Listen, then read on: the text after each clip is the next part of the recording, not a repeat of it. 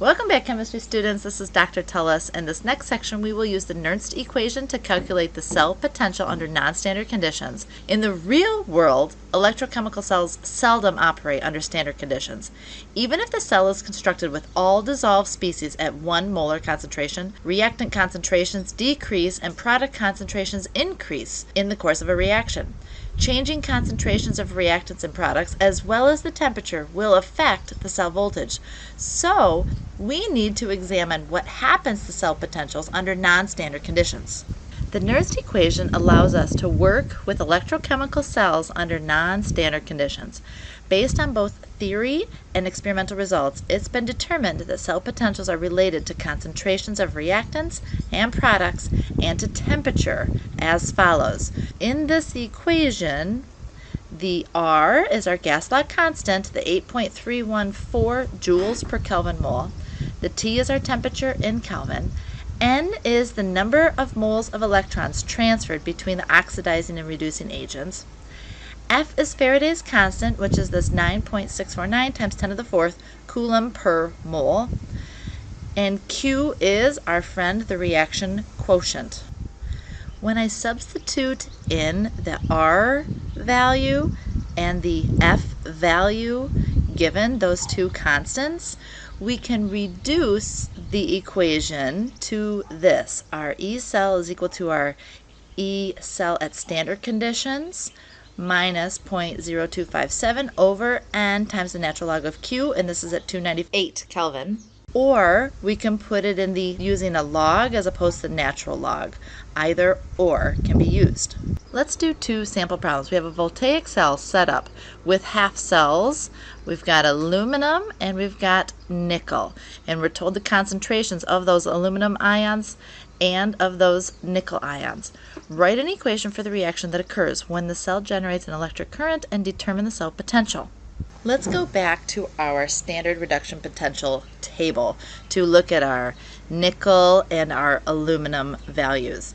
We can see here that nickel plus 2 is higher on the list, so it is a stronger oxidizing agent. If Ni2+ is a stronger oxidizing agent, then it is going to be reduced. And if we look at aluminum, it's lower on the list, and as we go lower, we increase the strength of the reducing agent. So Al solid is a strong reducing agent, so it will be oxidized.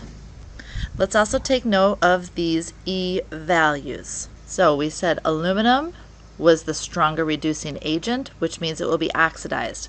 If it's oxidized, it is the anode. So I'm going to write my half reaction, aluminum solid, arrow, aluminum 3+. So going from a 0 to a 3+, it's being oxidized, and I wrote down that voltage. The nickel, we said, was a stronger oxidizing agent, which means it's being reduced. If it's reduced, it's at the cathode. So I'm going to write my nickel plus 2 to nickel, and that E value. In order to go from aluminum to aluminum 3+, I have to have 3 electrons on the right. My nickel plus 2 to nickel, I got to have 2 electrons on the left. Let's make those electrons equal, so I'm going to multiply the anode by 2 and the cathode by 3, which means I'm going to have 6 electrons in the anode and the cathode, so my N is equal to 6. When I write my net ionic equation here, I'm left with 2 aluminum solids on the left plus 3 nickel plus 2s, arrow. On the right, I've got 2 Al 3+s and 3 nickel solids. Let's do my E cell. Remember, E cell is your cathode minus your anode. My cathode is the nickel, which is the negative 0.25, minus the anode, we said was our aluminum, so minus a negative 1.66. So my E cell at standard conditions is 1.41 volts. Let's look at that Q. Remember, Q is products over reactants. Our products, we leave out the solid. Our reactants, we leave out the solid. So I'm looking at simply my concentration of the aluminum squared divided by the concentration of the nickel cubed. Let's go back up to our problem where we were told those concentrations. I'm going to plug those values into my Q expression, and I got 8 times 10 to the negative 6. Let's plug it into that. E cell at non-standard conditions is equal to the E cell at standard conditions, the 1.41, minus the 0.0257 divided by our N, which is 6, times the natural log of the Q that we just found. And I found that our E cell at non-standard conditions is 1.46 volts. Here is one more practice problem. We have a voltaic cell set up with an aluminum electrode, so Al solid, in a 0.025 molar aluminum nitrate solution, which means our Al is going to be a 3 plus. And we have an iron electrode in a 0.5 molar iron nitrate solution, so the Fe will be a 2 plus solution. Using the same idea as what we just did, pause the video here and try to set this problem up.